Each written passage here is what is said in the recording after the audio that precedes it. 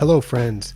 I am Michael Woods, the Chief Scientist at the Asian Turfgrass Center. Welcome to the ATC Double Cut, to the very first ATC Double Cut of calendar year 2023. And I am going to talk about some of the most interesting turfgrass things that I captured on camera last year, some of the most interesting photos that I saw last year.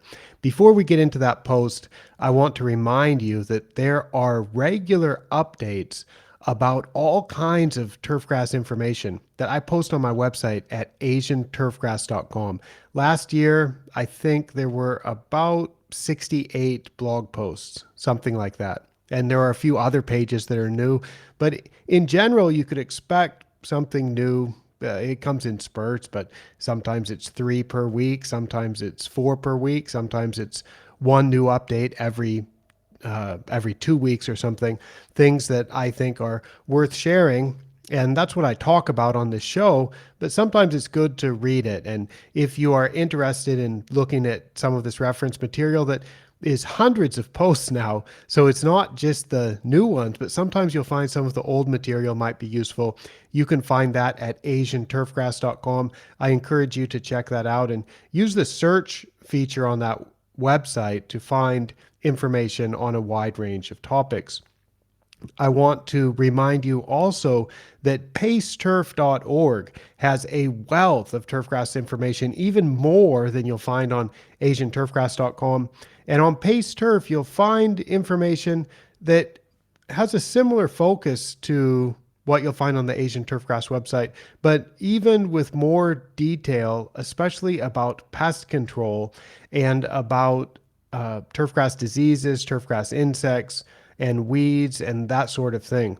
So in addition to turfgrass management, you'll also find pest control information there, which is quite useful. And there's a photo gallery. There is a lot of in-depth climate analysis or site-specific weather analysis also.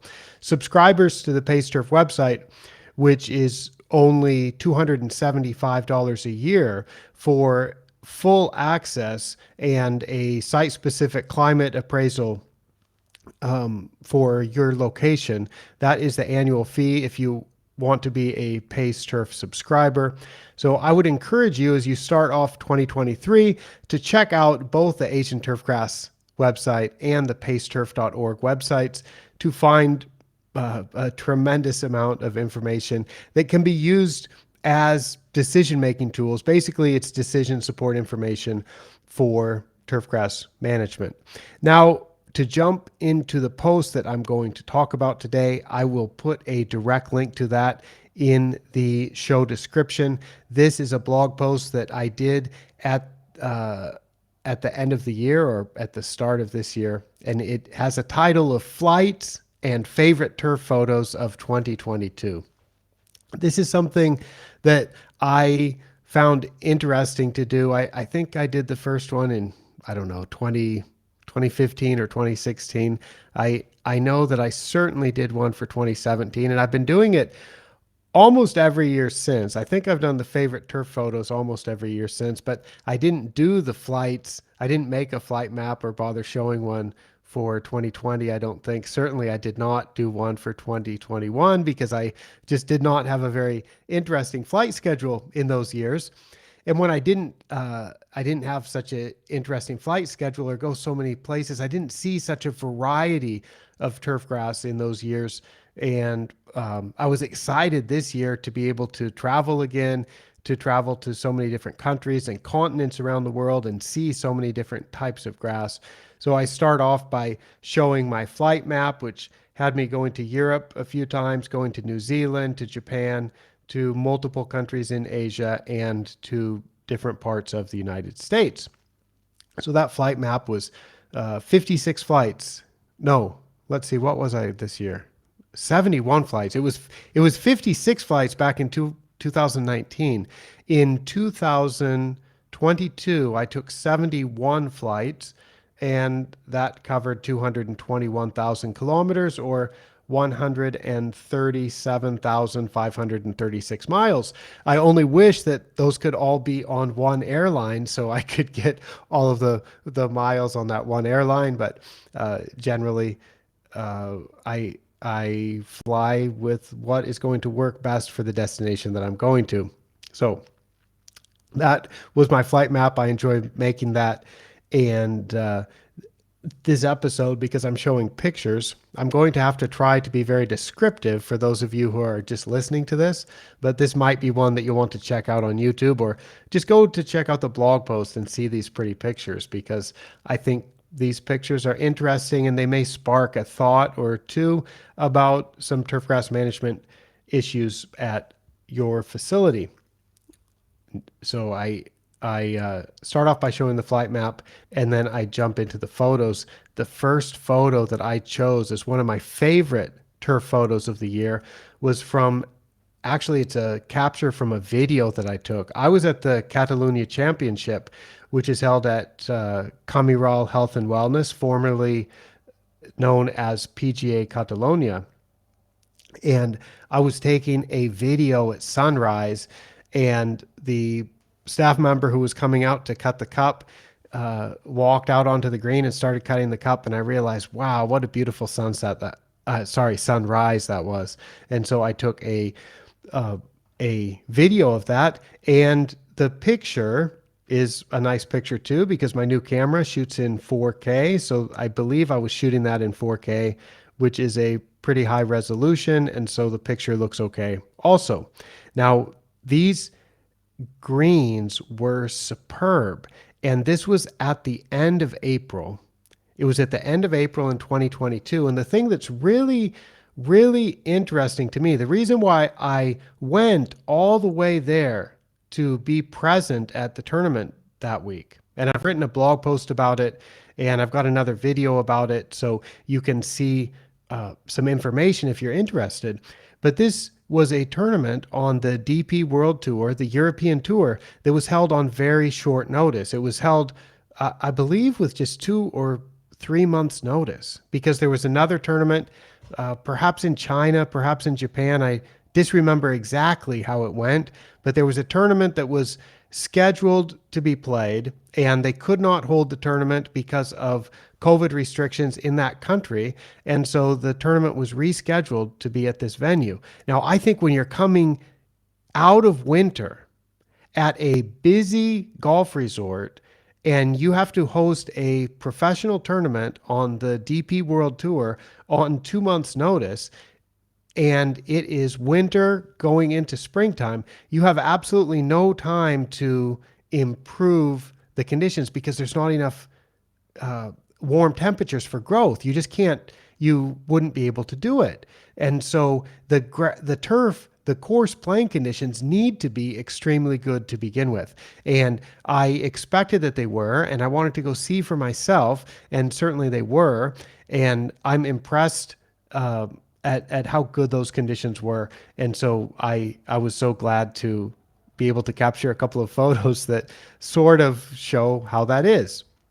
The next photo was some wild grass. I'm always looking for what's growing wild in the different places where I am traveling around. And I saw on a stunning piece of property just north of West Cliffs in Portugal some St. Augustine grass, or as it's called in Australia, buffalo grass. And the scientific name is Stenotaphyrum secundatum. This grass was growing wild. Now, I had previously seen this grass, to my surprise, on a hotel lawn in the Algarve. And I was looking for kikuyu grass, and I was looking for Bermuda grass. And I saw those, but I also saw some Stenotaphyrum growing there. And then I was also in Porto, in a bit north of West Cliffs, and I saw on a hotel lawn in Porto there was also some Stenotaphyrum.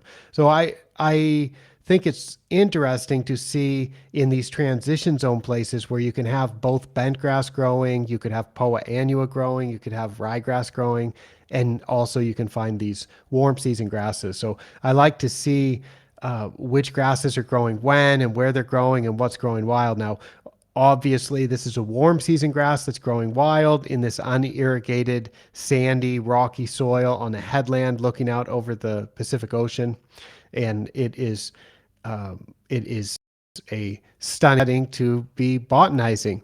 Then the next picture I chose was from an amazing historical place in the turfgrass industry that is still an active turfgrass breeding facility, which is the Georgia. Uh, I don't. What is it called? I mean, maybe it's an agricultural experiment station or a University of Georgia campus at Tifton in Georgia, and I I think anybody who manages turf around the world will have heard about grasses like Tifway and Tif Green and Tif Dwarf and Tifway 2 and Tif Sport and Tif Eagle and so on. All of these grasses that have the Tif in the name because they were developed right there in Tifton. Before the Masters, in 2022, I took a road trip through the American Southeast and I had a chance to stop by in Tifton and see the breeding program there, see the zoysias that they're working with, the Bermuda grasses that they're working with. And there is a garden. How would we call that? I, I guess I would just call it, yeah, I would call that a grass garden where just lined up. I think this was actually in chronological order. It starts with one that I hadn't really heard of before. I think it's called Tiff Lawn, which was developed in the 1950s. And then there's a plaque. So you've got these grasses growing. This is the original material that would be called Tifway 419 from 1960. So that this is a picture of Tifway 419 with a 1960 written on the plaque. And it just goes from grass to grass to grass, all of these famous grasses. And if you go back to the source, these are what they are. So if they are going to take some Tifway 419 and start a new Tifway 419 foundation field and then a production field, this would be the material that they could start with. Then back to Thailand. Back to Thailand. The next picture I show is a sod delivery being made to an island in the Strait of Malacca in the Andaman Sea on the west coast of Thailand. So that's the Indian Ocean. And there are a lot of resorts out on those islands, and those resorts have lawns, and those lawns are planted with sod, and that sod is grown on the mainland. And I have in the past been on a family trip, and I was coming back from an island, coming back to the port on the mainland, and out of the corner of my eye, and I didn't have my camera in my hands, but out of the corner of my eye, I saw there's a boat. That boat has grass on it. And I looked again, and the boat was just passing by, going in the opposite direction on my left side. And it was loaded down, just covered in these small pallets of Zoysia matrella, Manila grass. And I thought, wow, that would make a great photo. But the boat was speeding by, and I had a child in my arms rather than a camera, and I wasn't able to get a picture of it. And I heard this year about a small delivery of sod that was going to be made to plant some grass around a swimming pool, a new swimming pool that's been installed at the resort of at a resort that I've stayed at. And so I thought, okay, what's the time of the drop off? What time is the pickup truck with the sod going to be dropping that off and loading the boats and sending that out? Because I wanted to get a picture and a video. So I did that. There's a video of that on my YouTube channel about this delivery. And the picture that I chose is one, I chartered a boat to go out alongside this other boat as it started making the sod transfer out to the island. And that's the kind of thing that I just think is so interesting about what grasses are going to work, because we've got issues of you'd want it to look good on a resort. You don't want the grass to look scruffy, so you want it to look pretty good, but it's going to be maintained by people who are not professional turfgrass managers. It's not like a golf course or a sports field. It's just people who are resort employees who may not be landscape experts. And so you want to use a grass that can work well, and it's going to be splashed with swimming pool water. It's going to be, um, it's very close to the ocean, so it may be sometimes affected by sodium or other salts.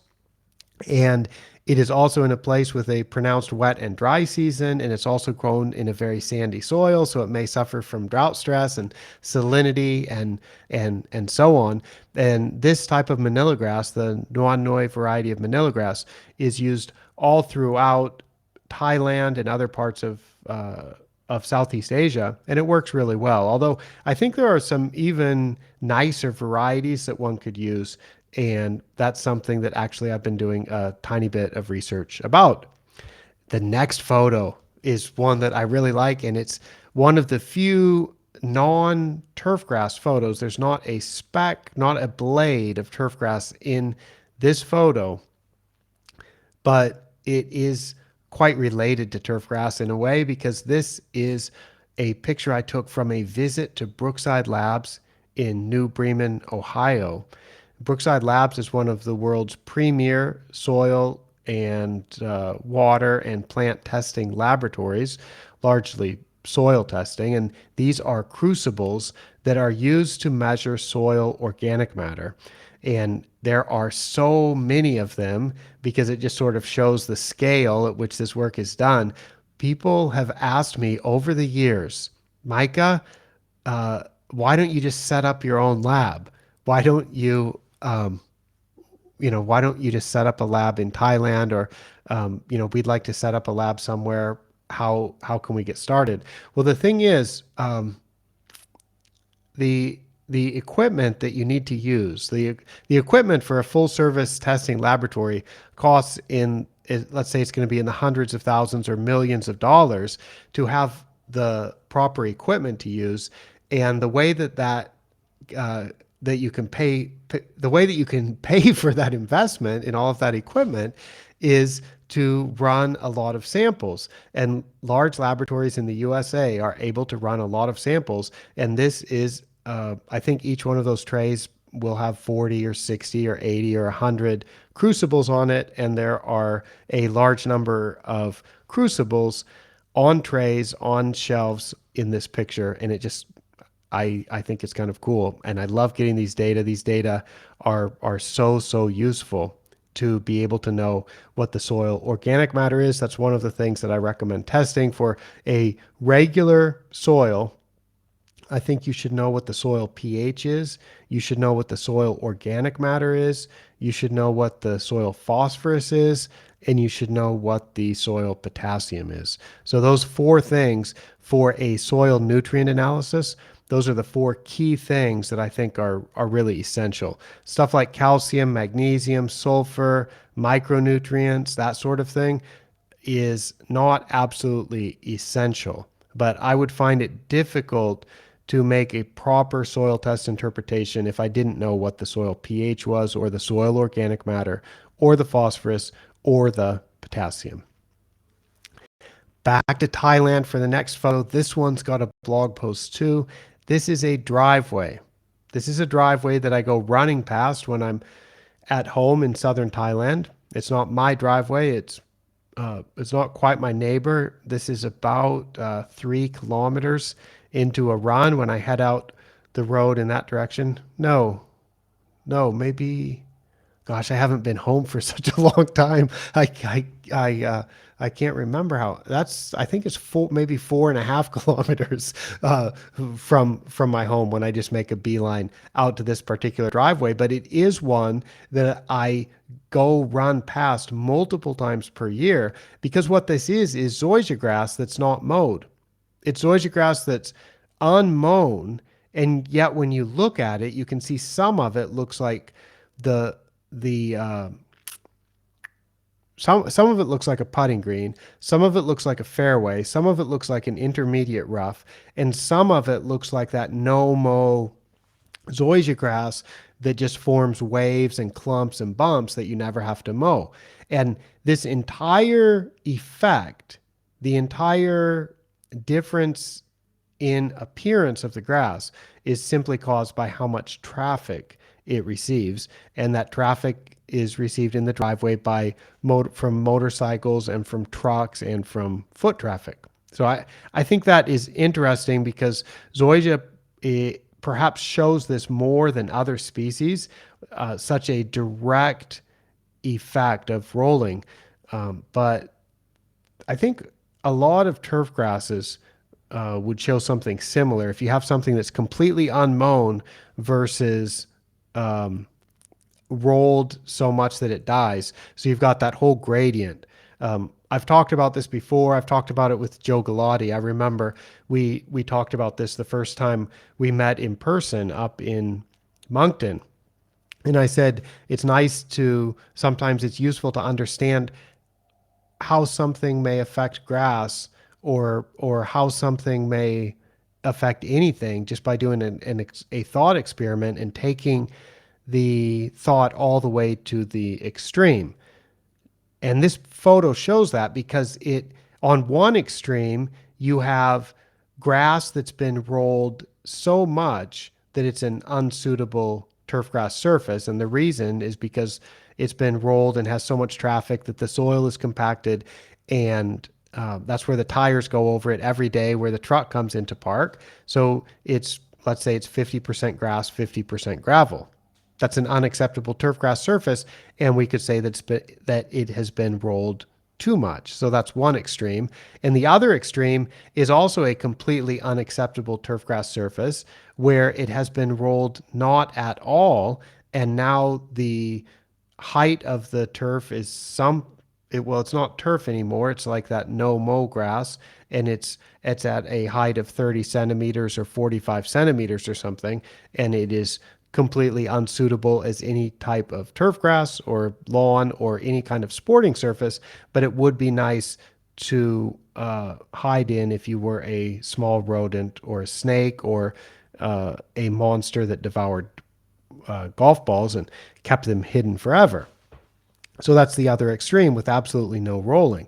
But in between, you can see that there is an optimum level of rolling at which you would never have to mow this grass, and it would produce a perfect surface that would be similar to a golf course fairway.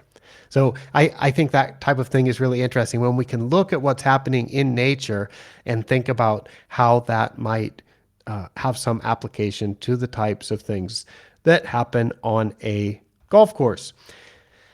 The next photo is from southwestern Spain, and it is a photo that I took in, when was that? October or November. It was towards the end of the year, and the Rock of Gibraltar is in the background, and beyond that is Morocco. And this is some beautiful Bermuda grass on the fairways, and these were some very well-maintained TIFF greens at this golf course where I'd had a seminar, and this was just a beautiful afternoon after the seminar, and we had a nice discussion with everybody who came to the seminar, and then out to see the beautiful grass. So that is something that I thought was really beautiful. And another one that I thought was really beautiful is another island out in the Strait of Malacca in the Andaman Sea. And the colors of the water are really nice when the sky is clear, and there is wild zoysia growing there also. So this is not the type, though, that was delivered by the boat that I mentioned earlier. This is not the type that's grown so much in the nurseries. This is one called Yayipon, or in Thai that would mean something like Japanese grass. But by that they don't mean Japanese long grass or Zoysia japonica. They mean a finer bladed type of zoysia. So this is like a Zoysia matrella, but a slightly finer bladed one. And this is more similar to the grass that was growing in that driveway. This grass would be unirrigated and unfertilized, and it's just growing on sand, and it would be mowed infrequently, and this grass looks quite nice. And I like to see how it's growing, where the seed heads are growing. Excuse me, what time of year the seed heads are sprouting up, and things like that. So um, I'm sure I'm not the only one who, when they go around the world, they can't keep their eyes from looking at the grass. Speaking of grass, and speaking of some beautiful pine trees and some beautiful light, one of the what I think I've argued for this before, that the most beautiful stand of Manila grass is on the lawns that are in between Tokyo Station and then going up to the Imperial Palace in Tokyo.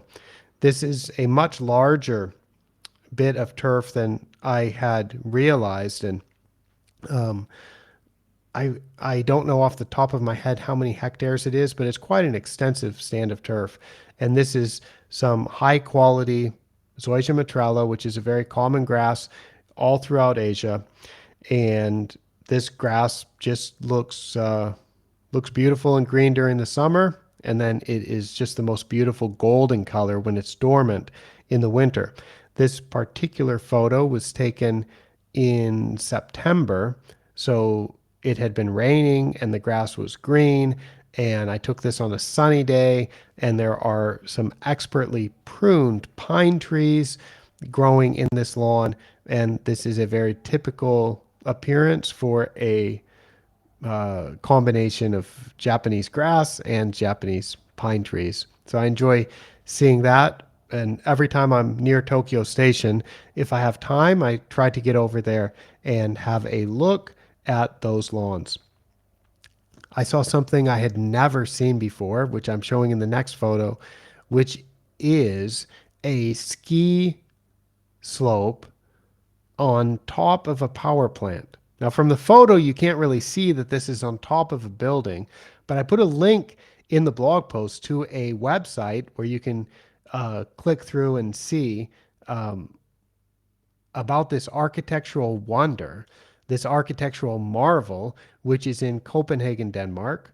And this is uh, a power plant that incinerates waste, uses that to generate electricity. And they've got a ski slope that has these, um, like a, well, it's that common type of plastic material that you might put in high traffic areas, and that plastic, like those plastic blocks that will have holes in it to kind of protect the crowns of the plant so that the leaves can grow up in between in the holes. But that plastic material will kind of protect the crowns from getting chewed up. So you'll see this a lot in Japan, for example, or in Korea, in between the cart path and the T. When you've got a lot of people that would walk from the cart path onto the T, these type of walk on and walk off areas will often have this type of plastic material. So those tiles, which in the way that these tiles are put together, and the way that this tile material is a type of hard plastic that's pretty slippery. I understand that this one may, if I recall correctly, and if I understand correctly, it was made in Italy, and then it has fine fescue primarily growing through it. And so you've got this grassed ski slope on top of a building, and it is pretty steep, and it has spectacular views of the Copenhagen area. And it was just really, really cool to be on top of a building and to see this ski slope. Then um, another one, another one that I'm showing now is sheep on a golf course in New Zealand. I had heard about this, about these courses in New Zealand that don't have so much greenkeeping equipment, not so much greenkeeping staff, but they do have a herd of sheep or herds of sheep that do a lot of the mowing and trimming. And this course is the Taihape golf course, which I stopped by in August on a wonderful tour of New Zealand, and I got a chance to see a lot of sheep out there on the golf course, which is pretty cool. I also saw some amazing zoysia invasion on a Bermuda grass green. I hope you check out this photo. There's two types of zoysia in this photo. This is a Tiff-Eagle green, and in this Tiff-Eagle green, it got invaded by one type of zoysia that has runners going out that look like some type of sea monster with all of these tentacles, with 50 tentacles going out in all kinds of different directions. And then the other type of zoysia is not growing out in a pattern like with tentacles. It's just more growing out in a steady patch, like it is a steady I don't know, like it's just all expanding around the borders at a relatively similar rate. So I thought that's really interesting how these two different zoysia grasses that you really don't want zoysia grass invading your Bermuda grass greens, but you can also see that the zoysia grass looks a lot prettier than the Bermuda grass does. So I talked about this in one of the YouTube videos that I did, the second one that I did from Kea Golf Club doing a post tournament review with Andrew McDaniel. In that video, we took a look at some of the Bermuda grass. That's actually the opposite situation. So this photo that I'm showing here in the blog post, this photo is showing zoysia grass invading a Bermuda grass green, and Andrew and I took a look at Bermuda grass invading a zoysia grass green in Japan. And in both cases, you can see that the zoysia grass looks better. The Bermuda grass doesn't look as good, but the ball roll could be better on the Bermuda grass. So that's kind of the balance that you have to decide is do you want the grass that may grow a little bit stronger, like the zoysia, in the Asian climate, or do you want the grass where the ball will, where you could more easily get a good ball roll? So that's something to consider. And then I also showed the lawn that I often see at a condominium in Bangkok, where this lawn is something like 15 years old. And it would have been planted to that Noanoi zoysia matrella, and it's now transitioned to almost all tropical carpet grass, which is Exonopus compressus. And I really like that grass because it thrives in Southeast Asian conditions, especially with shade, and it has a lot of nice texture. And then I wind up showing another photo from Kamiral, this one with a morning mow with a triplex mower, showing the nice bent grass greens there. And also, if you take a close look at the photo, you can see that this green is getting a double cut with the triplex by doing not a full freaky mow, but a half freaky mow. So instead of going up and then going back on the exact same pass, which is what I would call a freaky double cut, this one is just doing half and then half and then half and then half. So it's doing half of an overlap on every pass, and that if you think about that for a minute and kind of work out how that goes, that turns out to provide a double cut also. So I call this a half freaky. That is the blog post that I really like doing every year. I like to look through all of the photos, and I like to have a thought about the year. I guess I probably spend 30 minutes or an hour kind of scrolling through all the photos. Maybe not even that long. Maybe I spend 20 minutes going through the photos, and every year there will be some thousands of photos that I've taken, and I like to see which ones I learned something from and which ones I thought were both pretty and educational, and then I'm so happy to share them. I also realized that I took too many of those pictures with my phone camera this year. I've always liked taking pictures since 2007 when I got my first digital SLR camera. And I think that the lenses that I have with that camera allow me to take much better pictures than I can get with my phone. And now I've got a really cool video camera that I think takes really good video for the price, but I don't really like the types of pictures it takes.